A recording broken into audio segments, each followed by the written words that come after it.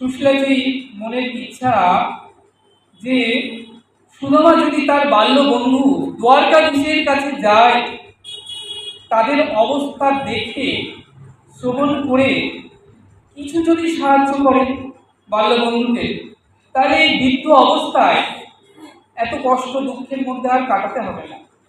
কে বা চায় বলুন তো বৃদ্ধ অবস্থায় দুঃখ কষ্টের মধ্যে কাটাতে?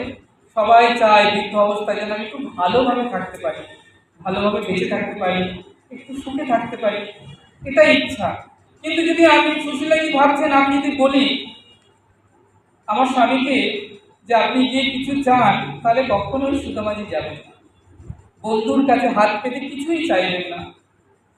তাই তিনি ঘুরিয়ে বললেন যে আপনার যখন ইচ্ছে করছে যেতে, আপনি অন্তত এই জীবন পার হবার পূর্বে একটি বার বন্ধুর সঙ্গে দেখা করে আসুন না, আমি ব্যবস্থা করে দিচ্ছি। সুশীলাজি বেরোলেন নগরে, 4 মুষ্টি তন্দুল ভিক্ষা করে নিয়ে এনে পোটলায় করে স্বামীর হাতে দিলেন, বলেন হে নাথ, এই নিন, আপনি দ্বারকায় গিয়ে আপনার বাল্য বন্ধুকে বলবেন এটা আপনার বৌদি পাঠিয়েছে আপনার জন্য। সুদামাজি সেই পুটলাটি নিজের থলির মধ্যে নিয়ে পরম আনন্দে অতি প্রসন্ন চিত্তে তিনি চলেছেন দ্বারকার উদ্দেশ্যে, গৌর বন্দর হতে। তো সুদামাজি আজ মনের আনন্দে কৃষ্ণ গুণকীর্তন করতে করতে দ্বারকার উদ্দেশ্যে রওনা হয়েছে। পথে চলতে চলতে সন্ধ্যা হয়েছে, আধার হয়েছে। তিনি বনের মধ্যে এক বৃক্ষতলে এসে বিশ্রাম করছেন।